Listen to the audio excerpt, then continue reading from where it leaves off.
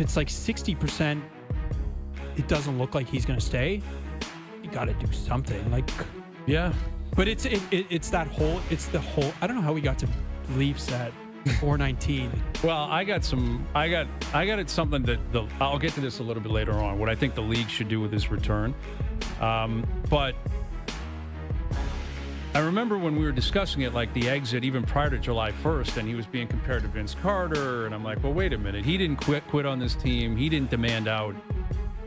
He didn't. That's not fair. He didn't quit. He didn't demand out. But I think there is a very, very good chance mentally he was gone. And perception is reality. So if you're dealing with the mob and the way people are going to feel about you, because I was making arguments. I'm like, eventually dust settles. Bygones will be bygones. He'll probably retire his jersey in 20 years. I don't know anymore because of the way this is being reported now on the way out. You know, with like when he was in Vegas, he's like, at the Four Nations, we were talking about living in Vegas, and my wife was asking what it's like there. So you were in Vegas in February, you were gone? You were mentally gone. And is there a chance that maybe they could have brokered a deal last year, and Vegas and Marner were like, why would we give up a real piece? Just wait a year. We'll catch you down the road. Not impossible. And then, whose interest is he putting first? The Leafs or the Golden Knights? If there's any reality in that, he was putting the Golden Knights as his priority over the Maple Leafs, because to your point, he was already out, already not happy with everything. And, I don't think there's a chance he was vindictive enough to say, I'm playing this out and leaving to leave you guys in my dust. I don't think it's a 0% chance he thought that way. That's inconceivable. And honestly, exactly. I don't know. Go ahead. But what you're going to deal with is your hometown is going to continue to look at you through a more and more negative lens, which he may not care about, but it's a reality. Toronto's still here. He's in Vegas, but the Leafs and Leaf fans in Toronto's still here. But let me ask you this. What did he do wrong? Well, like in his performances, let's begin there. For sure is like the playoff performance. But isn't that the most important thing? That's it. But in terms of why is he going? He's going to be a villain here. Like, there's no doubt. But why? Like, what did he do that was wrong? Like, the contract negotiation clearly. I mean, we don't have to dig up the whole thing. There's this. But you don't have to negotiate a contract. Like, he was under no obligation to negotiate a contract. Right. Why? But you're talking about fans here, and again, you're talking about why they would feel the way they would feel. There's two separate conversations, because I've had this argument before with Johnny and even Owen, those guys. Players, it's their life, it's their business. Mm-hmm. Like, I'm not naive enough to say that, you got to, like, I get it. I totally understand where they're like, this is my life. I want to get money. I want to get paid. I'm offering up a service. Like, I understand that. But if that's your stance, this is like you're asking what the fans are thinking, trying to justify where they're at. They don't think of it as a business. It is a fantasy for them. Fair. It is a large. You're living out the dream of millions and millions and millions of people in Toronto and fans throughout the world who are not going to look at it through that objective lens. They're going to look at it emotionally. And I think a lot of Leaf fans looked at it and said, "You're a local guy. You should know better." And I think, whether it was true or not, again, perception becomes reality. The perception was never with Mitch. He said he loved being a Leaf, but he didn't act that way. Like, he didn't. You don't think so?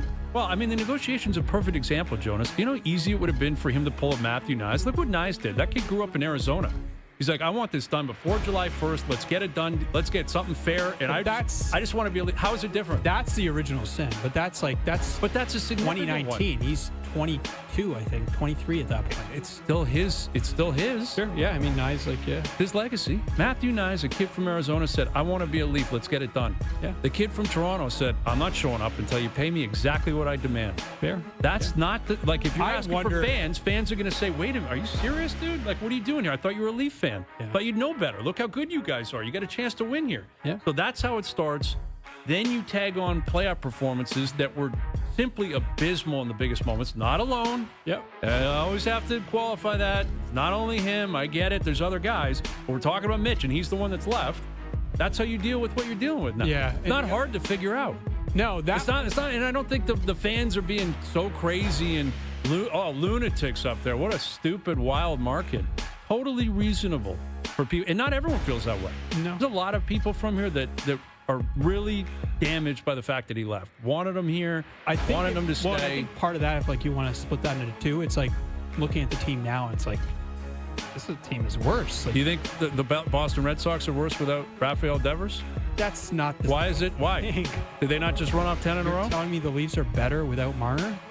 I'm not Look sure. At their team. They might be. It's not on paper on July 14th, Jonas, is not when you play hockey. When Devers got flipped. No, but it's the truth, man. Literally. Now, again, we'll see what the Red Sox are in 3 or 4 weeks. Yeah.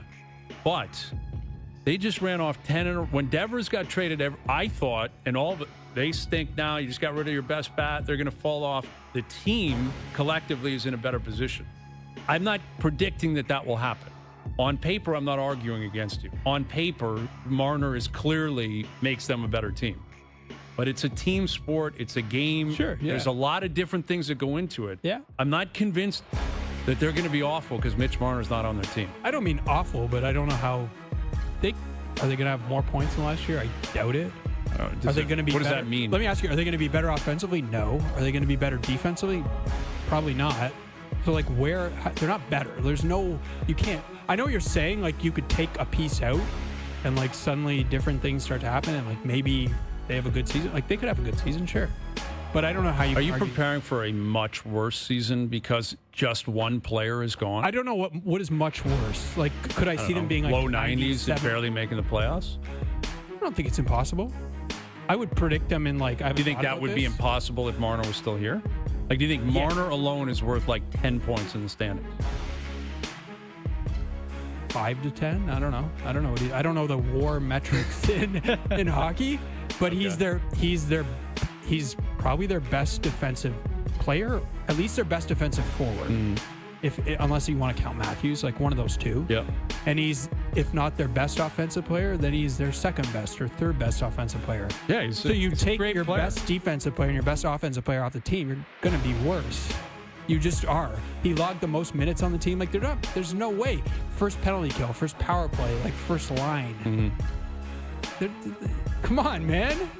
Okay. But like, you also have to factor in, it's like, well, that player, they didn't get that player in the playoffs. Like, that's what makes his legacy so difficult, is like, you almost have to have two conversations. It's like the regular season player, unbelievable. One of the all-time great Leafs. Right? Like one of the indisputable. handful. Yep.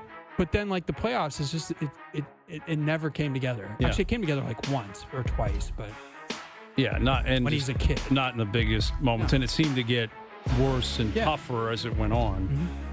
Yeah, I'm just saying. I know what you're saying. Like their goalies are still here. Whatever they want. No, yeah, but in terms of the team building, like, they have both goalies. Are they going to be as good next year? I have no idea. Are both goalies going to play as much as last year? I have no idea. Well, I mean, okay, but maybe Marner's here and he blows out his knee in training camp. Like, if you know what I mean, you got to be reasonable with, are they going to, well, maybe they won't, maybe they'll be better. But they had like top 10, top 5 goaltending last year. Is that going to happen again? I doubt it. Maybe. Okay, so maybe that, in with or without Marner, and they're going to be worse defensively because their best defensive forward is not on the team. No, I mean, I think you got to be. They've got their 6 defensemen intact. Okay. A full year of Brandon Carlo. Yeah.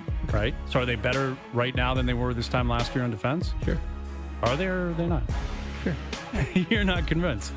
I don't know. I mean, we talked all just because year. of Mitch Marner. They had a weird style of play that I don't know what it's going to look like next year, especially when they're not going to be. I don't think they'll score as much. Like, so what they may not. Although Matthews had the worst year of his career last year. That's the big X factor. So what if he has the best year of his career? Maybe. Yeah. 75. Maybe. I don't know. I'm not in a position where I get it on paper, but I don't think there's some garbage team now because Mitch Marner's not. I don't think they're garbage. But I'm sensing that people think that. Like that, they're awful now. You lost Mitch Marner. How? Yes, you lost Mitch. That's a big hit. He's a really good winger. It's like the second biggest hit you could take on the team. No. Yes, it is. After Matthews. No. Matthews and then him. Okay, we'll discuss that a little bit later on. Get out of here. All right, Steve Phillips coming up. We got Keegan coming up. We've got Brian Crawford. So I am a CHL alumni myself. I'm concerned because the CHL, in my opinion, is under attack here. Like, you got Gavin McKenna going to Penn State, reportedly making $700,000 US to do it. This new CBA, Frank Saravalli was reporting there's a provision in there that will allow one 19-year-old to play in the American Hockey League per NHL team. What is the CHL going to do about this? So Brian Crawford, their commissioner, will join us. We'll get his take on that. Or the OHL's commissioner will get his take on that, and more still to come. And we got Keegan coming up. We got Steve Phillips coming up. Jonas is in here. I got more on Marner. I got more on the Jays. Overdrive continues. TSN 1050 and on TSN 2.